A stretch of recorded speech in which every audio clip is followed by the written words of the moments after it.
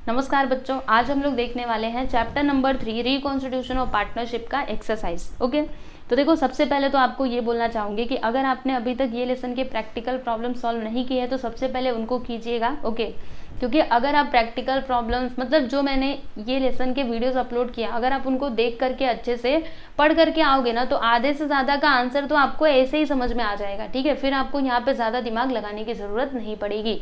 इसीलिए आप सबसे पहले क्या करो, मैंने ऑलरेडी ये चैप्टर सिखाया हुआ है। Okay, each and every question को मैंने सॉल्व करवाया है, तो आप सबसे पहले उसको कंप्लीट करो, उसके बाद से यहाँ पे आना। ठीक है, चलो फिर देखते हैं क्वेश्चन। यहाँ पे जो भी आपके एक्सरसाइज में क्वेश्चंस दिए गए हैं उनको हम लोग यहाँ पे सॉल्व करने वाले हैं, मतलब उसका आंसर मैं आपको बताने वाली हूँ। तो क्वेश्चन नंबर 1 ऑब्जेक्टिव टाइप के क्वेश्चंस दिए गए हैं, जिसमें ए है select appropriate alternative from those given below and rewrite the sentences. यानी देखो, अगर आप अपनी टेक्स्ट बुक में देखोगे ना तो क्वेश्चन दिया है, फिर उसके नीचे ऑप्शंस दिए गए, बराबर। तो वो ऑप्शन में से आपको सही आंसर को सेलेक्ट करना है। ठीक है, मैंने तो यहाँ पे डायरेक्टली आंसर लिखा है, लेकिन अगर आपको क्वेश्चन देखना है तो आप लोग अपनी टेक्स्ट बुक जरूर ओपन कर लीजिएगा, आपको पता चल जाएगा। ओके, तो पहला क्वेश्चन देखो बच्चों, क्या है कि Anuj and Ishan are two partner sharing profits and losses in the ratio of 3:2। यानी यहाँ पे अनुज और ईशान दो पार्टनर्स हैं, इनका profit and losses sharing ratio कितना है बच्चों, 3:2। फिर उन्होंने डिसाइड किया आरोह को एडमिट करने का, तो फिर आरोह का शेयर कितना, 1/5 शेयर था। ठीक है, the new profit sharing ratio will be, तो फिर नया प्रॉफिट शेयरिंग रेशियो क्या होगा, तो ये होगा 12:8:4। देखो मैंने ऑलरेडी सारी चीज़ें सिखाई है कि नया प्रॉफिट शेयरिंग कैसे निकाला जाता है। ठीक है, मैंने आपको बताया है, तो अगर आपने मेरे पिछले वीडियोस देखे होंगे तो आपको पक्का समझ में आता रहेगा। तो आप एक बार कैलकुलेट करके देखना, आपको यही आंसर मिलेगा। ओके, चलो फिर नेक्स्ट क्वेश्चन देखते हैं। ओके, दिख रहा है ना, yes. Excess of proportionate capital over actual capital represent, इसको क्या कहा जाता है बच्चों, तो सरप्लस कैपिटल। ओके, फिर नेक्स्ट है revaluation account is created when unrecorded asset is brought into business. देखो जब भी हम अनरिकॉर्डेड असेट को बिजनेस में लेकर के आते हैं तो फिर आपका रीवैल्यूएशन अकाउंट क्या होता है बच्चों, क्रेडिट होता है, मतलब उसको क्रेडिट में लिखा जाता है। वाई, इसका रीजन क्या, अरे मैंने बताया था ना, रीवैल्यूएशन अकाउंट आपका एक तरीके से नॉमिनल अकाउंट होता है। नॉमिनल अकाउंट का बेसिक रूल क्या होता है, debit all expenses and losses and credit मतलब इनकम एंड गेन्स। ठीक है, तो कोई अनरिकॉर्डेड असेट है, यानी असेट के बारे में आपको पहले से नहीं पता था, बाद में पता चला, यानी एक तरीके से आपका प्रॉफिट है ना, इनकम है ना, समझे कि नहीं, इसीलिए वो क्या होता है बच्चों, क्रेडिट होता है। ठीक है, चलो अब इसमें आगे क्या दिया है कि when goodwill is withdrawn by the partner, यानी गुडविल को अगर पार्टनर ने क्या कर लिया, विदड्रॉ कर लिया, तो फिर उस टाइम पे क्या होता है, कौन सा अकाउंट है जो क्रेडिट होता है बच्चों, तो कैश बैंक अकाउंट क्रेडिट होता है। याद रखना, जब भी गुडविल आया तो डेबिट में लिखने का, और गुडविल किसी पार्टनर ने ले करके गए तो फिर किधर लिखोगे, क्रेडिट में लिखोगे। Okay, next, if asset is taken over by the partner capital account is debited. अगर असेट को कोई पार्टनर क्या करता है, टेक ओवर करता है, देन कैपिटल अकाउंट क्या हो जाता है बच्चों, डेबिट हो जाता है। ओके, सारी चीजें आप लोग को याद रखनी है, समझनी है अच्छे से। ठीक है, ये देखो, ये जो सारी यहाँ पे चीजें दी गई है ना, अगर आपने प्रैक्टिकल प्रॉब्लम सॉल्व किए रहेंगे तो आपको ये सारी चीजें बहुत ही अच्छे तरीके से समझ में आ रही होंगी। ओके, चलो नेक्स्ट देखते हैं बी। इसमें क्या दिया है, right a word phrase term which can substitute each of the following statements. तो फर्स्ट स्टेटमेंट इज कि method under which calculation of goodwill is done on the basis of extra profit earn above the normal profit. देखो बच्चों, ये बात भी मैंने आपको बताई थी। ओके, सुपर प्रॉफिट मेथड हमने देखा था ना, उसमें क्या होता है, जब भी आपका देखो यहाँ पे वही लिखा हुआ है, इसको पढ़े, मतलब आप इसको थोड़ा पढ़ने की कोशिश कीजिए। क्या लिखा, देखो, method under which calculation of goodwill is done on the basis of extra profit. Extra profit के बेसिस पे जब भी हम लोग गुडविल का कैलकुलेशन करते हैं, ओके, मतलब नॉर्मल प्रॉफिट से ज्यादा वाला प्रॉफिट। ठीक है, तो फिर उस मेथड को हम लोग क्या कहते हैं बच्चों, सुपर प्रॉफिट मेथड कहते हैं। ओके, नेक्स्ट सेकेंड वन देखिएगा, an account open to adjust the value of assets and liabilities at the time of admission of partner. देखो जब भी पार्टनर को एडमिट करते हैं तो कौन सा अकाउंट हम लोग प्रिपेयर करते हैं for valuation of assets and liabilities, तो रिवैल्यूएशन अकाउंट या फिर प्रॉफिट एंड लॉस अकाउंट भी उसको कहा जाता है। ठीक है, reputation of business measured in terms of money, तो वो क्या होता है, गुडविल होता है, reputation of business, right.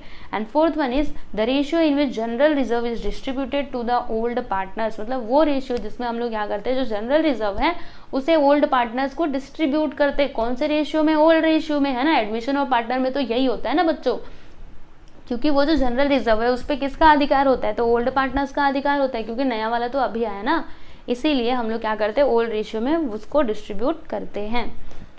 Next यहाँ पे है कि name of the method of the treatment of goodwill when new partner will brings his share of goodwill in cash. जब भी वो कैश में लेकर के आता है तो फिर वहाँ पे कौन सा ट्रीटमेंट करना चाहिए गुडविल का, मतलब वो मेथड क्या है, तो प्रीमियम मेथड, ठीक है।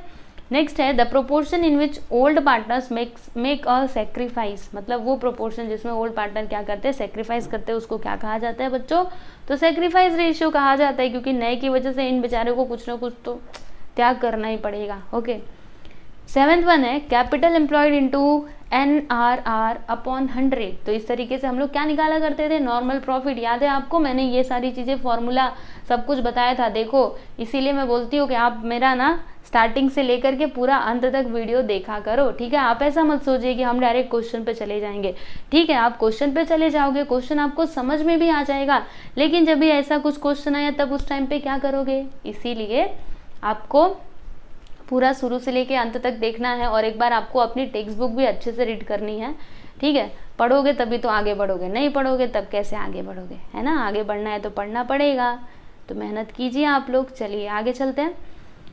इसमें क्या है कि an account which is debited when the partner takes over the asset, मतलब वो अकाउंट जो क्या करते हैं हम लोग, डेबिट करते हैं जब पार्टनर क्या करते हैं, असेट को टेक ओवर करते हैं। तो पार्टनर्स कैपिटल अकाउंट या फिर करंट अकाउंट, ठीक है। करंट अकाउंट बनाया तो उसको डेबिट करने का, अगर कैपिटल अकाउंट है तो कैपिटल को डेबिट करने का, वेरी सिंपल। नेक्स्ट है profit and loss account balance appearing on liability side of balance sheet. तो वो क्या होता है, एक्यूमुलेटेड प्रॉफिट या फिर अनडिस्ट्रीब्यूटेड प्रॉफिट, सही है ना। देखो मैंने आपको बताया भी था, अगर जनरल रिजर्व लाइबिलिटी साइड में है तो फिर आपका वो एक्यूमुलेटेड क्या होता है बच्चों, प्रॉफिट होता है, ठीक है। मतलब देखो जनरल रिजर्व हो या फिर प्रॉफिट एंड लॉस अकाउंट के नाम से भी हो सकता है। अगर वो लाइबिलिटी साइड में है तब तो आपका एक्यूमुलेटेड प्रॉफिट है, लेकिन अगर वो असेट साइड में है तो फिर क्या होता है, एक्यूमुलेटेड लॉस होता है। इस बात को भी आप ध्यान में रखना। ओके, नेक्स्ट है old ratio minus new ratio. इससे आपको क्या मिलता है, सेक्रीफाइस रेशियो। हमें पता चलता है कि इन्होंने कितना सेक्रीफाइस किया।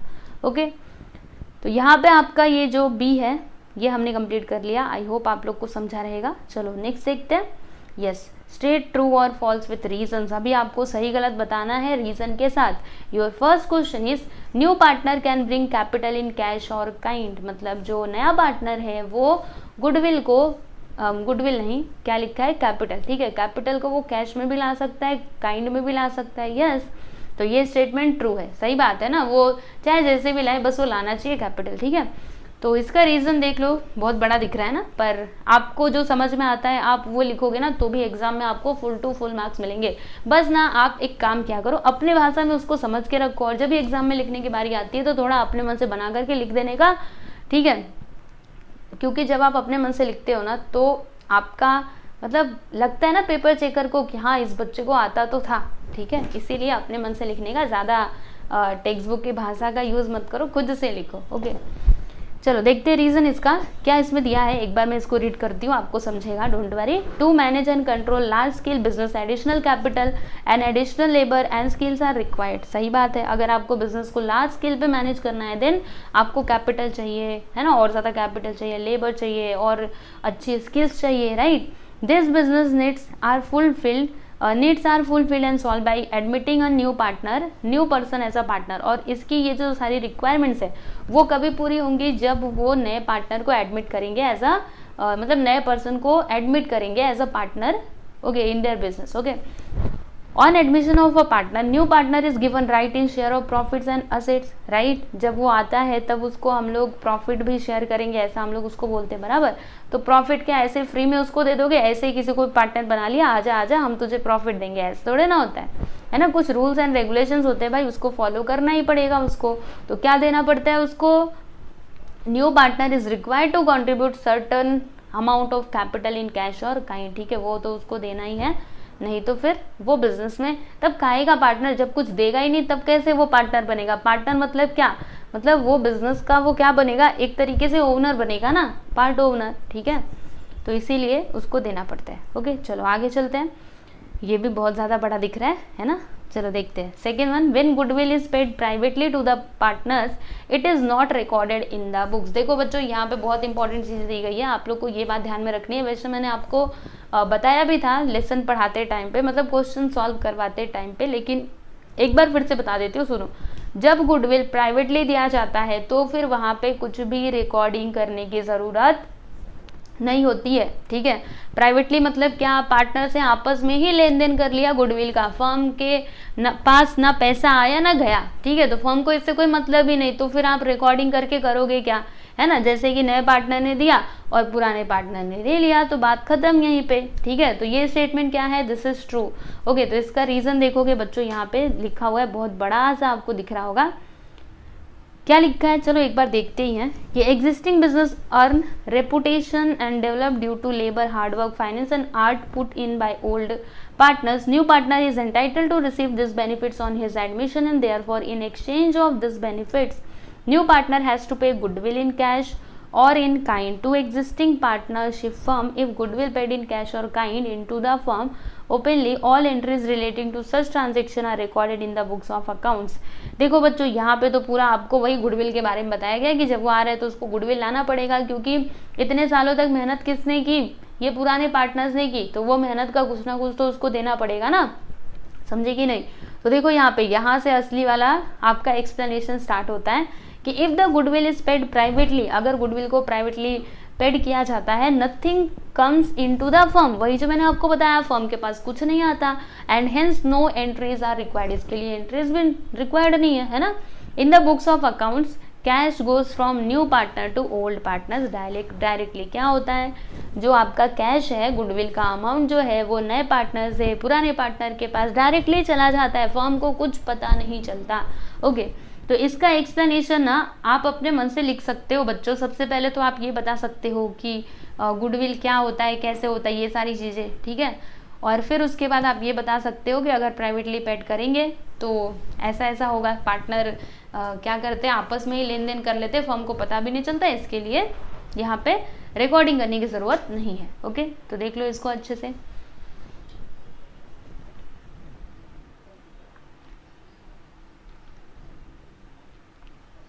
नेक्स्ट है यहाँ पे कि gain ratio is calculated at the time of admission of partner. तो बताओ क्या ये सही है, नहीं नहीं ये गलत है। क्या आप लोगों ने गेन रेशियो के बारे में पढ़ा है? अगर नहीं पढ़ा है तो आगे चल के आप ज़रूर पढ़ाई करोगे। कहाँ पे, जो आपका चैप्टर नंबर 4 और चैप्टर नंबर 5 है ना, रिटायरमेंट ऑफ पार्टनर और डेथ ऑफ पार्टनर, वहाँ पे आपको ये गेन रेशियो देखने के लिए मिलेगा, लेकिन एडमिशन ऑफ पार्टनर में ये गेन रेशियो नहीं होता है। तो ये स्टेटमेंट क्या है बच्चों, रॉन्ग है, ये गलत है। Okay, this statement is false. Gain ratio is calculated at the time of retirement और death of partner. Gain ratio कभी कैलकुलेट किया जाता है, जब भी कोई पार्टनर रिटायर होता है या फिर किसी पार्टनर की डेथ होती है तब, समझे ना। सेक्रीफाइस रेशियो यहाँ पे कैलकुलेट किया जाता है। Okay, sacrifice ratio is calculated at the time of admission of a partner when new partner brings in cash for his share of goodwill and it is retained in the business goodwill amount distributed among old partners in sacrifice ratio. Sacrifice ratio is calculated by deducting new ratio from old ratio. Okay, तो इस तरीके से find out किया जाता है। चलो आगे चला जाए। Yes, your next question is revaluation profit is distributed among all partners including new partner। जो आपका रिवैल्यूएशन प्रॉफिट है, यानी रिवैल्यूएशन अकाउंट से जो भी प्रॉफिट होता है, क्या हम लोग वो सारे पार्टनर्स को डिस्ट्रीब्यूट करते हैं? नहीं नहीं, एडमिशन ऑफ पार्टनर में हम ऐसा नहीं करते, नहीं डिस्ट्रीब्यूट करते। अरे क्योंकि नया वाला तो अब भी को आया ना, अब भी उसको हम उसको प्रॉफिट और लॉस क्यों दें, क्योंकि वो तो पुराने वाले, मतलब पहले जो हमारे पास असेट्स थे उनका हमने कैलकुलेट किया है। ठीक है, तो ये स्टेटमेंट क्या है बच्चों, दिस इज फॉल्स। ओके, तो इसका एक्सप्लेनेशन भी आप लोग देख लो कि in the case of admission of new partner, revaluation profit is distributed among old partners only in their old profit sharing ratio. New partner is not entitled to share revaluation profit or loss. Revaluation profit arises due to revaluation of assets and liabilities which are in existence before admission of new partner. यानी नए partner के आने के पहले के वो सारे assets and liabilities हैं, बराबर। तो उसको तो ये नए पार्टनर को उसमें हिस्सा क्यों मिलेगा, है ना, ठीक है ना। इसीलिए सारे पार्टनर्स को नहीं दिया जाता, बल्कि खाली बस ओल्ड पार्टनर्स को ही डिस्ट्रीब्यूट किया जाता है। अगला क्वेश्चन है कि change in relationship between the partners is called as reconstitution of partnership. जब पार्टनर्स के बीच का रिलेशन चेंज होता है, रिलेशनशिप, तो फिर उसी को हम लोग कहते हैं रिकॉन्स्टिट्यूशन ऑफ पार्टनरशिप। बताओ ये स्टेटमेंट सही कि गलत, या this statement is true, why, what is the reason behind this. तो देखो यहाँ पे रीजन इसका लिखा है कि reconstitution of partnership refers to the change in the relationship among the partners and the form of partnership. Such changes take place due to new agreement made among the partners. Okay, reconstitution of partnership takes place due to admission of a partner, retirement of a partner और death of a partner. ठीक है, जब ये तीनों चीजें होती है तब जाके जो आपका बिजनेस है उसका रिकॉन्स्टिट्यूशन होता है। ठीक है, चलो आगे बढ़ते हैं। अगला यहाँ पे है कि new partner always brings his share of goodwill in cash. नहीं, दिस इज नॉट इम्पॉर्टेंट, मतलब दिस इज नॉट नेसेसरी। ठीक है, वो हमेशा कैश में लाएगा, ऐसी इसकी कोई भी गारंटी नहीं। अगर उसके पास पैसा नहीं है तो कहाँ से लाएगा बेचारा, है ना, जैसे तैसे करके उसने कैपिटल दिया, अब गुडविल कहाँ से लाए। ठीक है, तो ये स्टेटमेंट गलत है भाई। ठीक है, इसको सही ना मानना। इसका रीजन क्या है, देखो, new partner may or may not bring goodwill in cash if he has sufficient cash, he may bring goodwill in cash. यानी अगर उसके पास सफिशिएंट कैश है तब जाके वो गुडविल कैश में ला सकता है। ठीक है, लेकिन when new partner does not bring cash for his share of goodwill, goodwill account may be raised at its full value or less than its full value. देखो, जब भी वो नहीं लाता है ना कैश में, तो फिर हमें क्या करना है, तो गुडविल को रेज करना होता है। ठीक है, फिर accounting entries are then passed for goodwill raise and transfer of benefit of goodwill to old partners in their sacrifice ratio. देखो बच्चों, आपने ये क्वेश्चन सॉल्व करते टाइम पे देखा होगा गुडविल को कैसे रेज किया जाता है, फिर उसको कैसे हम लोग क्या करते हैं, पार्टनर्स को डिस्ट्रीब्यूट करते हैं। ओके, तो आपको पता होगा। ओके, चलो चला जाए आगे। नेक्स्ट यहाँ पे है कि when the goodwill is written off, goodwill account is debited. जब हम लोग गुडविल को रिटेन ऑफ करते हैं तो गुडविल अकाउंट होता है debit. Is this right? No, this is wrong. Okay, आपने देखा होगा एडमिशन ऑफ पार्टनर में जब गुडविल को राइट ऑफ किया जाता है तो गुडविल अकाउंट क्या होता है बच्चों, आपको पता होगा। देखो, पार्टनर्स कैपिटल अकाउंट होता है डेबिट एंड गुडविल अकाउंट हो जाता है, क्या होता है, क्रेडिट होता है, राइट। आपने किया होगा। देखो, अगर आपने क्वेश्चन सॉल्व किए रहेंगे, मैं सच्ची बोल रही हूँ, आपको ये सारे क्वेश्चंस एकदम इजी लग रहे होंगे, और कभी ये आपके एग्जाम में गलती से आ गया तो आप पूरा लिख करके आओगे, इसकी फुल गारंटी है। अगर आपने क्वेश्चन सॉल्व किया है ना, तब तो एकदम बिंदास आप लिख सकते हो, लेकिन अगर आपने क्वेश्चंस नहीं किए, उसको अच्छे से नहीं समझा, तब आपको प्रॉब्लम हो सकती है। इसीलिए मैं अगेन एंड अगेन आपको बोलती हूँ कि प्लीज़ बच्चों, अच्छे से आप सारे क्वेश्चंस की प्रैक्टिस कीजिए, क्योंकि प्रैक्टिस करोगे तो आपके लिए अच्छा होगा। चलो, इसका रीज़न देखो क्या लिखा है कि goodwill is an intangible asset of the partnership firm. यहाँ पे गुडविल का पूरा उसके बारे में बताया गया है कि गुडविल क्या होता है, इंटेंजिबल असेट होता है। It is the money value of business reputation earn in the course of regular business.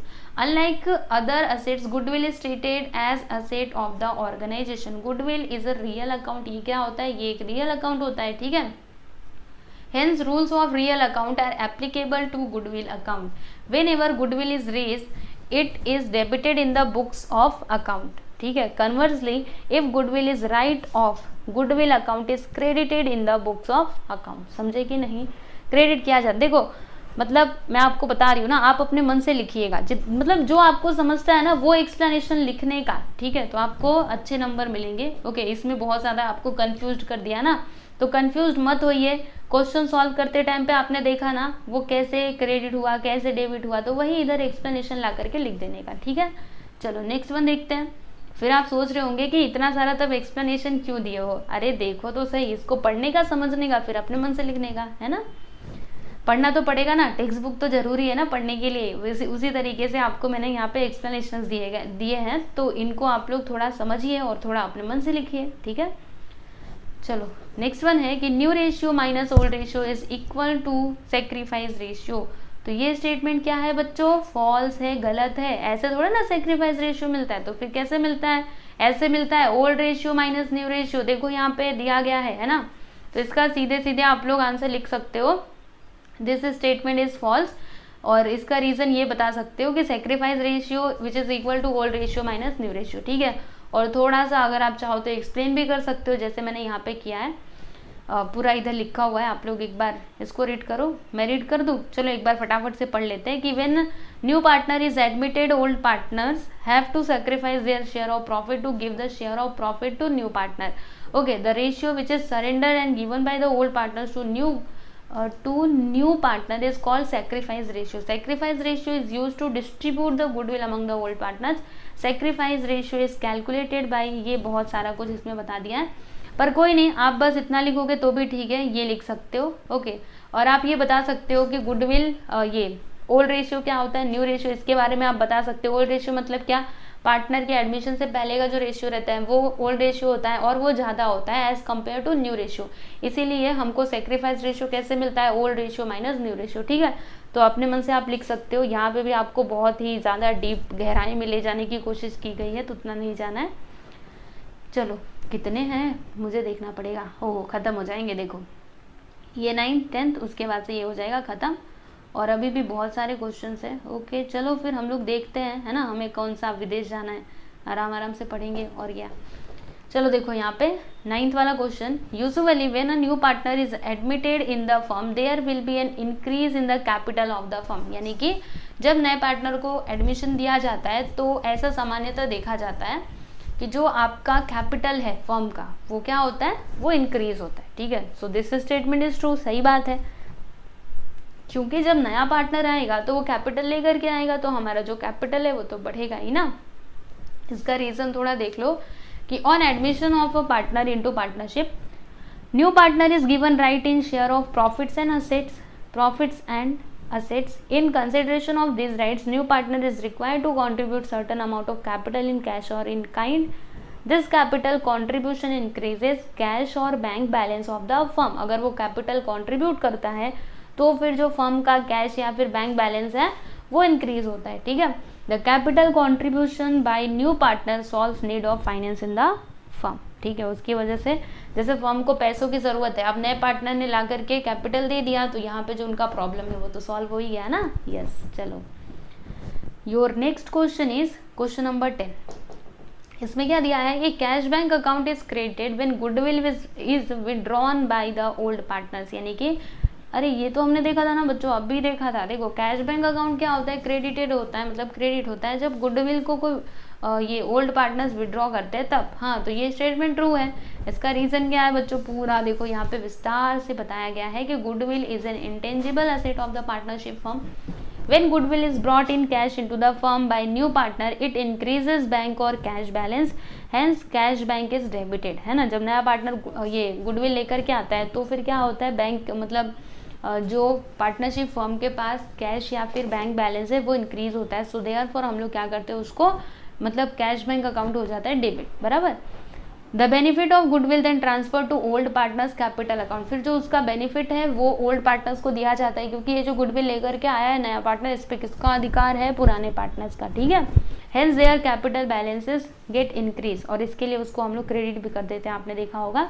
This goodwill amount may be retained in the business or withdrawn by the old partners. यानी वो जो goodwill amount है उसको हम लोग business में भी retain कर सकते हैं या फिर उसको जो पार्टनर्स है ना वो विड्रॉ भी कर सकते हैं, क्योंकि अब तो पैसा उनका हो गया ना, तो अगर वो चाहें तो ले सकते हैं, अगर वो चाहें तो बिजनेस में रख सकते हैं। ठीक है, फिर if goodwill is withdrawn by the partners in cash from the firm, cash balances और बैंक बैलेंसेज गेट्स रिड्यूस। यानी कि जब गुडविल को मतलब कोई पार्टनर लेकर के जाते हैं तो उस टाइम पे कैश बैलेंस या फिर बैंक बैलेंस क्या होता है, कम होता है, और इसीलिए कैश बैंक अकाउंट को क्या करने का, क्रेडिट करने का। देखो मैंने आपको बहुत ही अच्छा रूल बताया था, आपने देखा होगा जर्नल एंट्री के टाइम पे मैंने आपको बताया था कि असेट्स और भी बहुत कुछ बताया था, जब भी वो इंक्रीज मतलब कब उनको डेबिट करने का, असेट्स एंड लाइबिलिटीज को कब डेबिट और कब क्रेडिट करने का मैंने बड़े अच्छे तरीके से समझाया था।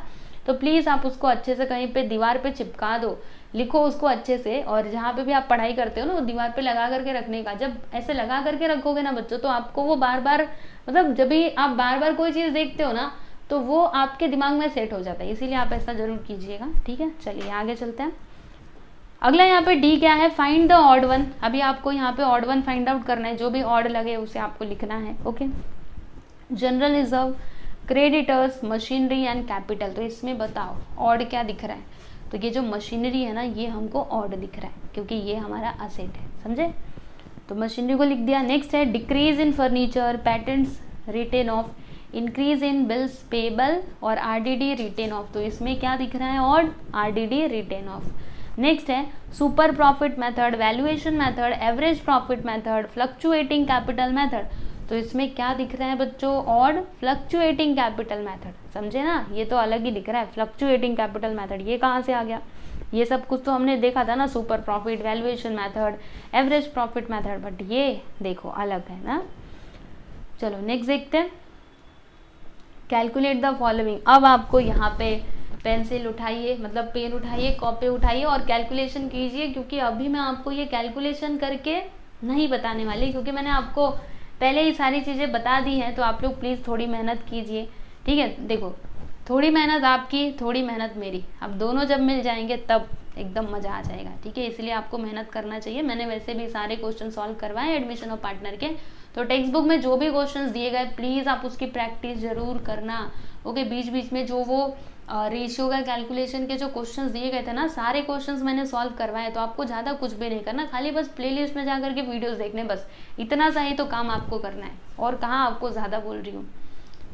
चलो देखते हैं, वैसे मैं आपको इसका आंसर बताते चलती हूँ, ओके? आप लोग कैलकुलेशन करके देख लेना। पहला है कि A and B are partners in a firm sharing profits and losses in the ratio of 1:1, ठीक है? यहाँ पे प्रॉफिट शेयरिंग रेशियो है 1:1, और सी को हमने एडमिट किया, तो A surrenders 1/4 share and B surrenders 1/5 share, 5th of his share in favour of C. Calculate the new profit sharing ratio. देखो बच्चों, आपको एक बात बताती हूँ, इसी टाइप का क्वेश्चन ना जो आपका टेक्स्ट बुक है, जहाँ पे हम रेशियो का कैलकुलेशन कर रहे थे ना, उसी में इसी टाइप का एक क्वेश्चन दिया गया है। तो अगर आप उस क्वेश्चन को सॉल्व किए हो, मतलब उसको समझे हो, तो फिर आप इसका आंसर बहुत ही आसानी से निकाल सकते हो।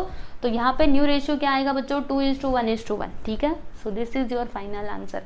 नेक्स्ट है यहाँ पे कि Anika and Radhika are partner sharing profits in the ratio of 5:1। They decided to admit Sanika in the form of 1/5 share, okay?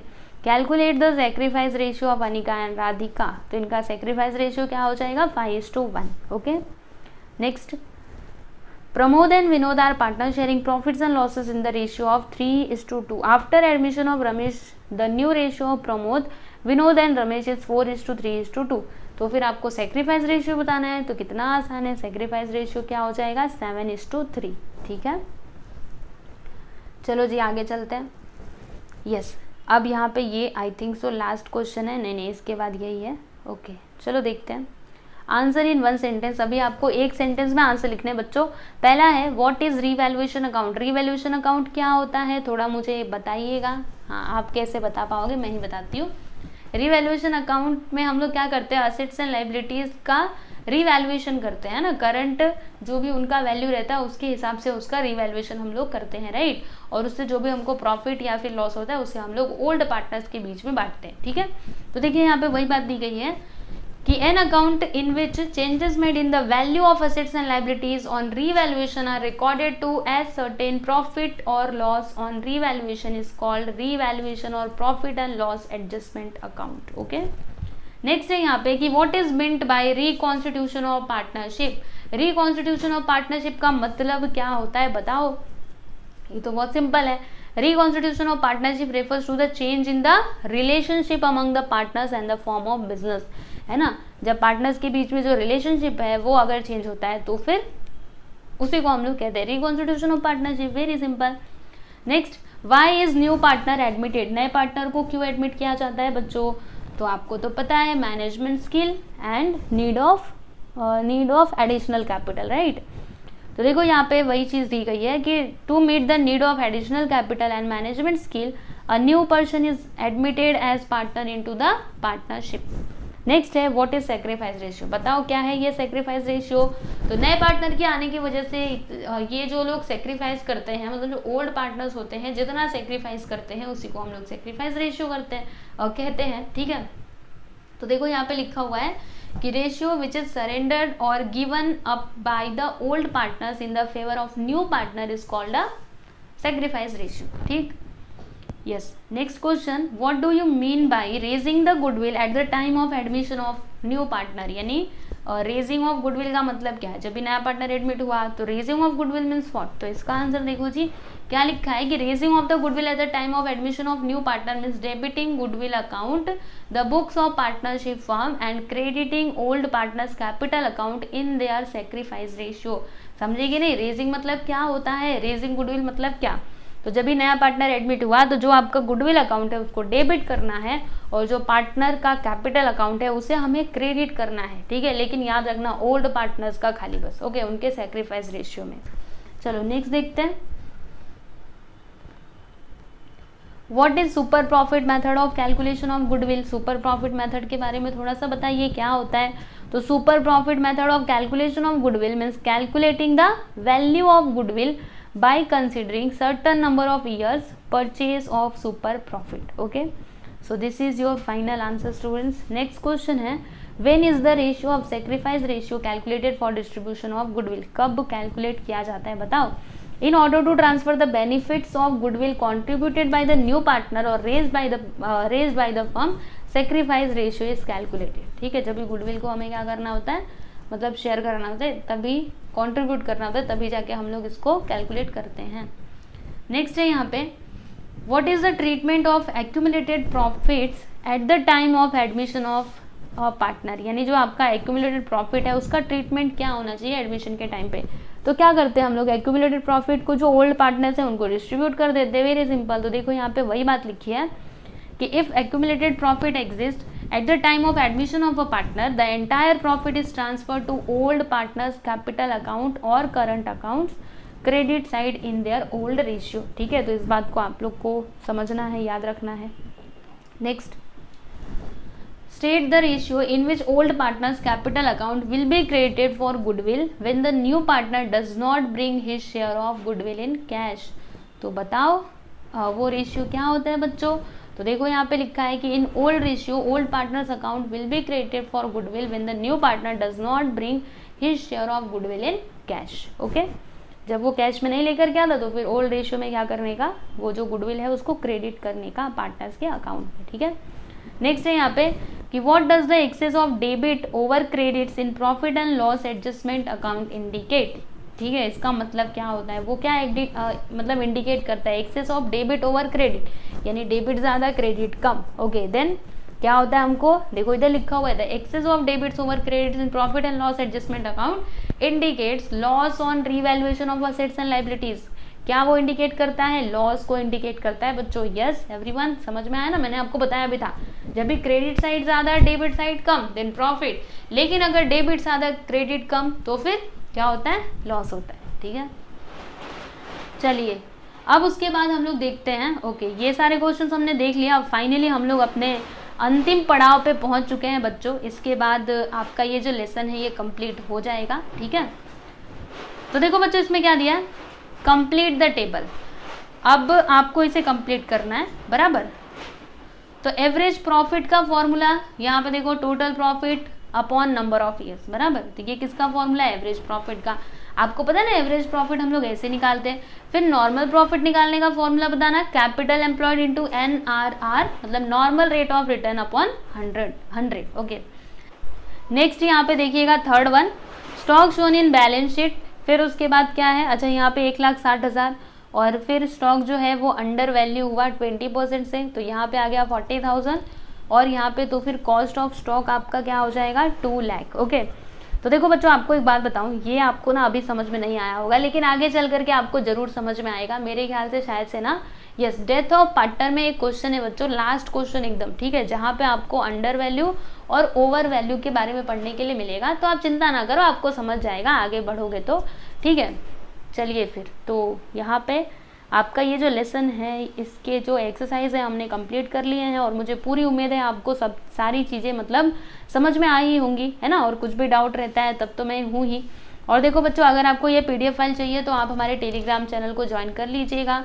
और अगर ये वीडियोस आपको अच्छे लग रहे हैं और आप चाहते हैं कि मैं और भी इसी तरीके के वीडियोस बनाऊं तो प्लीज़ आप कमेंट ज़रूर करके बताओ और अपने दोस्तों के साथ भी शेयर करो। ठीक है, शेयर करना तो अच्छी बात होती है ना। अगर आप शेयर करोगे तो आपके जो दूसरे फ्रेंड्स हैं वो भी पढ़ पाएंगे। ठीक है, तो इसीलिए आप ज़रूर शेयर कीजिएगा। चलिए फिर चलते हैं और मिलते हैं हम लोग नेक्स्ट वीडियो में।